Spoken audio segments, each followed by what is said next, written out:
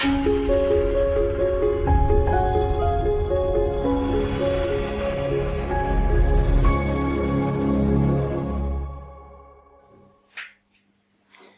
me ha invitado a hablar de la libertad religiosa como termómetro de la neutralidad del Estado. Y bueno, después de mi experiencia de 9 años en el Tribunal Constitucional Español, pues lógicamente me voy a centrar más que nada en qué dice la Constitución Española sobre este particular, lo cual nos lleva a situarnos en su artículo 16, que es el que se ocupa de la libertad ideológica y religiosa. Es un artículo que tiene 3 epígrafes y que debe tener 4, como luego explicaré, y donde se va a desarrollar pues todo un problema que en España tenía particular importancia, porque en el momento que se hace la Constitución, en 1978, pues después de toda la época franquista, pues había 3 problemas básicos a mi modo de ver. Por una parte, pues que hubiera un ejército respetuoso con las instituciones democráticas, lo cual se acaba consiguiendo en 1980 por el procedimiento de la vacuna, por el 23F, el intento de golpe de Estado fracasado. En segundo lugar estaba el problema autonómico, que está sin resolver y que realmente he tenido ocasión en el Tribunal Constitucional pues, de percibir hasta qué punto hay bastantes elementos manifiestamente mejorables, dado que cuando se hizo la Constitución aún no se sabía muy bien ese Estado autonómico cómo podría desarrollarse, ni siquiera se sabía cuántas comunidades autónomas iba a haber, etcétera, ni cómo se llamaban, por supuesto. Y en tercer lugar, la llamada cuestión religiosa, ¿no?, que había sido una constante de los últimos años en el caso español y que había tenido una gran influencia en el problema de la guerra civil, etcétera, etcétera. Y este artículo pues aborda precisamente este tercer problema, ¿no? Y yo creo que lo hace muy bien, vamos. También que desde luego, yo creo que los laicistas, de los que ahora hablaremos un poco, pues harían todo lo posible por cambiarlo en cuanto me tenga la mínima oportunidad, ¿no?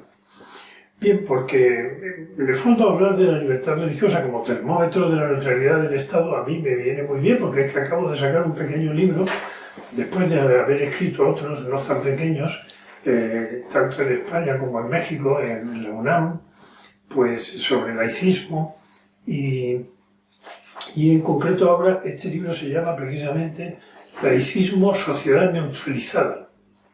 Sociedad, no Estado, ¿no? Sociedad neutralizada. Bueno, pues vamos al artículo 16. El epígrafe primero dice: se garantiza libertad ideológica, religiosa y de culto de los individuos y las comunidades sin más limitación en sus manifestaciones que la necesaria para el mantenimiento del orden público protegido por la ley. Bueno, aquí hay varias cosas interesantes, ¿no? Por una parte, queda claro que la libertad ideológica y la religiosa pues están, digamos, equiparadas en este primer epígrafe, ¿no? Lo cual quiere decir que no tiene sentido ninguna defensa de la libertad ideológica como algo superior a la libertad religiosa, sino que están al mismo nivel, ¿no? Tampoco sería lógico lo contrario. Y puede ocurrir lo contrario. Por ejemplo, yo he sido ponente de una sentencia en el Tribunal Constitucional que se ocupaba de algo que había hecho una juez de primera instancia, y es que había una ciudadana que había había permitido realizar un aborto programado porque le habían diagnosticado una anomalía cromosomática y ella aceptó, aunque quería ser madre, pero aceptó, y al día siguiente pues pide que le entreguen el feto porque se quiere despedir de él con su pareja que está de viaje en ese momento y en una pequeña ceremonia familiar, ¿no?, antes de proceder a su incineración. Y le dicen que no puede ser porque no pesa 500 gramos ni lleva de gestación el tiempo establecido por la ley de registro civil para que si pesa 500 gramos o más o ha superado ese tiempo de gestación, pues entonces habría que hacer un legajo en el registro para que quede constancia de que ha existido el feto en cuestión, ¿no? Bueno, pero claro, la ley de Ignacio de Bien no dice nada de que se entregue el feto o se deje de entregar, ¿no? La jueza, que ahora ya se dice jueza según la Real Academia Española, pues sin que nadie le obligue a hacerlo, aclara que en un caso anterior sí que ha entregado el feto. Pero porque era un caso para ella distinto, porque era un aborto espontáneo y no programado, lo cual desde el punto de vista de la legislación española y de su admisión constitucional, guste o no guste, pues es irrelevante. Y en segundo lugar, porque era musulmana y estaba obligada a enterrar al feto en la tierra. Bueno, y entonces pues se lo entrega, ¿no? Bueno, pues aquí estamos poniendo la libertad religiosa por encima de la ideológica, ¿no? Porque la otra ciudadana, desde luego, de religión no había hablado para nada y simplemente pues lo que quería era despedirse de su hijo, ¿no? Al fin y al cabo algo bastante sensato, ¿no? Bueno, por tanto, equiparación inicial. Por otra parte, la libertad religiosa, como vemos, lleva consigo la libertad de culto. Por tanto, no es simplemente las ideas religiosas, ¿no? También el culto y de los individuos y de las comunidades, porque la Constitución española da por hecho que tanto la libertad ideológica como la libertad religiosa no es algo puramente íntimo de cada cual, que puede tener las ideas que quiera o las convicciones religiosas que le parezca, sino que tiene una dimensión comunitaria, porque de lo contrario no hay plenitud en la libertad ideológica y en la libertad religiosa si no se puede expresar también en comunidad, ¿no? ¿De un modo ilimitado? Pues no, o sea, con una limitación. ¿Qué limitación? Pues el mantenimiento del orden público. Claro, el tema orden público en España sonaba fatal, porque el Tribunal de Orden Público de los años del franquismo pues era fundamentalmente un tribunal encargado de limitar los derechos fundamentales, ¿no? Mientras que, sin embargo, ahora en la Constitución se entiende por orden público un conjunto, diríamos, un núcleo duro de derechos fundamentales que no se pueden alterar. Por tanto, usted tendrá libertad religiosa. Ahora, si usted me dice que forma parte de un grupo religioso que los miércoles se reúnen para hacer sacrificios humanos, pues mire usted, no, eso va contra el orden público. Por tanto, usted no va a poder ahí practicar ese curioso culto, ¿no? Que por lo visto se practicó en tiempos, ¿no? Ya hoy día ya no se lleva eso, ¿no? Bien, consecuencia de todo lo dicho, pues entre otras cosas que no cabe reducir, como hacen los laicistas, la libertad religiosa a libertad de conciencia. Hay algún autor, el profesor Llamazares, pues que pretende que el artículo 16 se ocupe de la libertad de conciencia, como si la libertad ideológica y la religiosa fueran pues una especie de subproductos de la libertad de conciencia, pero la de conciencia suena claramente a algo individual e íntimo, ¿no? Mientras que, sin embargo, pues la libertad ideológica y la religiosa pues tiene esa dimensión comunitaria a la que ya me he referido. El epígrafe segundo del mismo artículo 16 dice que nadie podrá ser obligado a declarar sobre su ideología, religión o creencias. Bueno, entonces, claro, ahí de lo que se trata es de evitar toda discriminación y todo planteamiento inquisitorial. Pero, sin embargo, esto es muy frecuente que alguien, por ejemplo, diga pues, que él cree que hay que respetar la vida humana desde la concepción hasta su final natural y le digan, eso lo dice usted porque es católico, ¿no? Bueno, aquí eso de las denominaciones de origen está muy bien para el vino, ¿no? Pero realmente para discriminar a los demás no parece que eso sea de recibo, ¿no? Un paisano mío, al que admiro mucho, Antonio Machado, porque yo soy sevillano, pues en un libro que admiro también mucho, que es el Juan de Mairena, pues viene a decir, cito de memoria, os dirán zapatero a tus zapatos, a propósito de las convicciones, ¿no? Y de no imponer las convicciones a los demás.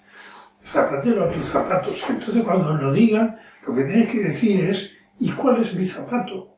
O mejor, ¿cuál es el suyo? Porque los zapatos tenemos todos, ¿no? Y convicciones tenemos todos. O sea, que esos señores que dicen, oye usted, un momento, usted es católico, no me imponga sus convicciones. Bueno, muy bien, y usted no es católico, pero no me la imponga a mí tampoco, ¿no? El pequeño problema que hay en todo esto es que da la casualidad de que el derecho está inventado para imponer convicciones. O sea, para que un señor que cree que el que no piensa como él políticamente lo puede matar, pues se le diga, pues mire usted, pues me he convencido que usted no lo va a matar, ¿no? O sea, que va usted a la cárcel y punto, ¿no? Pues para que un señor que es amigo de lo ajeno, pues que resulta que en la T4, que es el aeropuerto fundamental de Madrid, pues alguien no está atento a sus pertenencias, como les recuerdan por los altavoces, y se las lleva, pues usted no se las va a llevar. O sea que al Tribunal Constitucional ha llegado incluso un caso, porque allí por el recurso de amparo llegan las cosas más asombrosas, de una señora que en el Corte Inglés pues se había llevado 45 euros, ¿no? en algunos productos, ¿no? Y eso llega en amparo al Tribunal Constitucional, en fin, es sorprendente. Pero en fin, ya se ve que tampoco cabe el ocuparse de lo ajeno, ni siquiera a unos niveles tan modestos, ¿no? Yo en este aspecto tengo ya un chascarrillo un poco que utilizo con frecuencia sobre la situación actual en ese aspecto del laicismo. Y es que hemos progresado bastante, ¿no? Porque hemos pasado de esa idea de que la religión es el opio del pueblo a la idea laicista de que la religión es el tabaco del pueblo. O sea, fume usted poquito y en su casa, ¿no? Bueno, pues viste, no, o sea, eso no tiene nada que ver, desde luego, por lo menos, con la libertad religiosa tal como la entiende la Constitución en España, ¿no?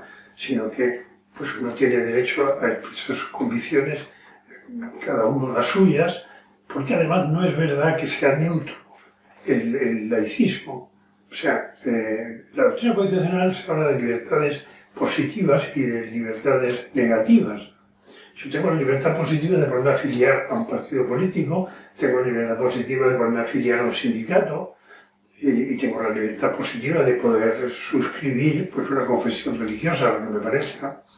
Y tengo la libertad negativa de no afiliarme a ningún partido, de no afiliarme a ningún sindicato y de no adherirme a ninguna confesión religiosa. O sea, son dos tipos de libertades, ¿no? Ahora, cuando alguien dice que no se afilia a ningún partido, su postura no es neutra, quiere decir que no está de acuerdo con ninguno de los partidos, ¿no? Estupendo. Y cuando no se afilia a ningún sindicato, igual, ¿no? Y cuando no se afilia a ninguna confesión religiosa, igual, pero su postura no es neutral, su postura es negativa respecto a ese elemento en concreto, ¿no? Por tanto, usted lo que está haciendo es neutralizando, que es una cosa distinta, o sea, impidiendo que alguien que no tenga sus convicciones, por tenerlas religiosas, pues no pueda expresar qué es lo que piensa, o por ejemplo convirtiendo su libre expresión de su código moral en un delito de odio, o en una fobia, o no se sabe en qué, como esta ideología woke, que ahora nos está a todos sacando por lo visto de la ignorancia supina que padecemos, pues está intentando promocionar. Bien, y luego he dicho antes que voy a dejar el epígrafe tercero para otra ocasión, y he dicho antes que realmente eran 4 los epígrafes que debía haber tenido este artículo, porque aquí falta uno, que es el de la objeción de conciencia. La objeción de conciencia está en la Constitución Española, en el artículo 30, pero está vinculada al servicio militar.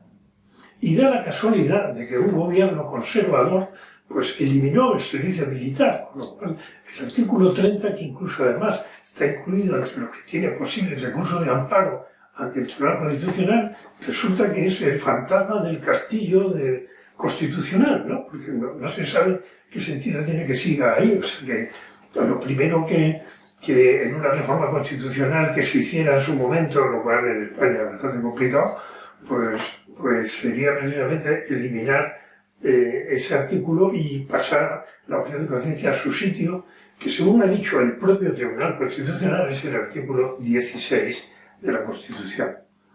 Y al decir que la objeción de conciencia es un derecho fundamental, pues no estoy intentando defender una teoría personal, es lo que dice la Carta Europea de Derechos Fundamentales, en su artículo 10, que dice lo siguiente.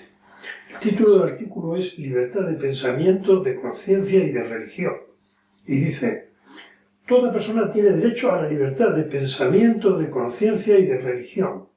Este derecho implica la libertad de cambiar de religión o de convicciones, así como la libertad de manifestar su religión o sus convicciones individual o colectivamente, en público o en privado, a través del culto, la enseñanza, las prácticas y la observancia de los ritos. Esto dice el 10.1 de la Carta Europea de Derechos Fundamentales. Pero el epígrafe segundo, que viene a continuación, en el mismo artículo, dice: se reconoce el derecho a la objeción de conciencia, de acuerdo con las leyes nacionales que regulen su ejercicio. O sea que se reconoce como derecho fundamental a la objeción de conciencia. Hombre, es un derecho fundamental de configuración legal, como vemos aquí, porque claro, de lo que se trata es de evitar que la objeción de conciencia se convirtiera en una especie de posibilidad de prácticas un tanto desleales o pícaras, ¿no? En el sentido de alguien que busca una ventaja personal con la excusa de la objeción de conciencia, ¿no? Yo he sido, por ejemplo, ponente de una sentencia en el Tribunal Nacional Español de un farmacéutico que se negaba, después de haber declarado ante su colegio profesional que objetaba en conciencia el asunto, se negaba a vender la llamada píldora del día después por sus posibilidades abortivas, y por otra parte la venta de preservativos que se venden en España en las estaciones de autobuses, vamos, no se sabe por qué se tiene que vender en una farmacia, ¿no? Y sin embargo, pues hay normas establecidas en las comunidades autónomas que obligan a que todo farmacéutico venda la píldora del día después y preservativos, que son quizás un producto higiénico, pero no parece que curen ninguna enfermedad conocida, ¿no? Bueno, pues ahí se planteó esta cuestión y al final, bueno, salió adelante con no poco esfuerzo, y acabé haciendo un voto particular también, porque discrepaba en parte de cómo se había resuelto la cuestión, que era admitir la objeción de conciencia a la píldora, pero no a los preservativos, lo cual me parecía de lo más curioso, ¿no? Bien, ¿por qué surge este problema de la objeción de conciencia y esta resistencia a reconocerla? Que por cierto el Tribunal Constitucional la reconoció en 1985 en la sentencia, la última que hay por el momento, sobre el aborto, precisamente, sobre la despenalización del aborto, la primera que se hizo, en el 85, hace ya años, y ahí se había recurrido, entre otras cosas, porque no se reconocía la objeción de conciencia de los sanitarios.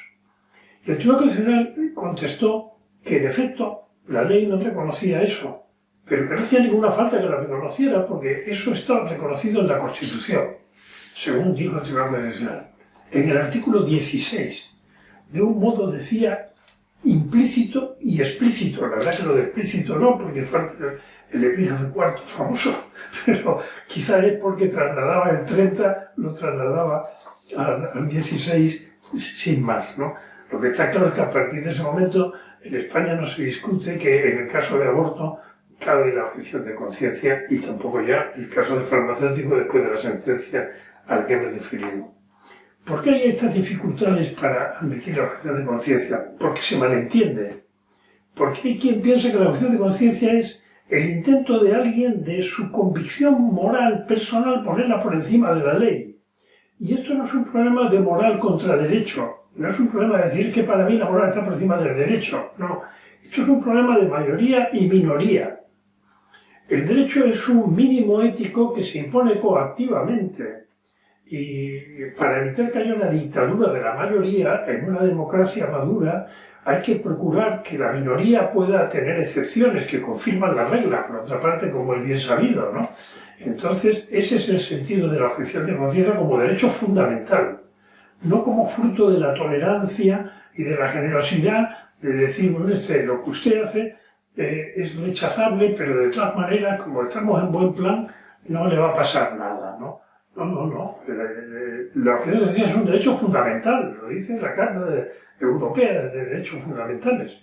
Y, por supuesto, una ley tiene que tener configuración legal, pero si esa ley no respeta el contenido esencial de la objeción de conciencia, pues es inconstitucional en el caso español, desde luego, ¿no? Por tanto, ese es el problema realmente en juego, ¿no? Lo que ocurre es que la jurisprudencia, y siento tener que decirlo, pero la jurisprudencia de la Constitución, del Tribunal Constitucional Español sobre este aspecto es manifiestamente mejorable porque es caótica, ¿no? Yo precisamente propuse, en uno de los casos que me han tocado, pues que intentar resolver la situación, porque hay quien dice que solo hay objeción de conciencia para el servicio militar, hay quien dice que solo para el servicio militar y para el aborto, porque ya lo dijo el Tribunal Constitucional, y para todo lo demás no, etc. Es un lío, ¿no? Se ha dicho una cosa y la contraria, ¿no? Las deliberaciones en el Tribunal Constitucional Español con frecuencia también afirma, porque nosotros hemos dicho, y siempre sale otro que dice, mira, aquí hemos dicho de todo, o sea, la verdad, no siempre las cosas acaban encajando unas con otras, ¿no? Y por tanto yo pretendía pues, que se aclarara de una vez la objeción de conciencia cómo quedaba para la Constitución española, ¿no? Y me dijeron que eso era un intento de sentencia a toda orquesta y que había que buscar una fórmula de perfil más bajo, ¿no? Bueno, pues por eso hice un voto particular, porque no estaba de acuerdo con esa cuestión. Pero quede claro que falta ahí un epígrafe que además hubo enmiendas en el debate constituyente para que no hubiera.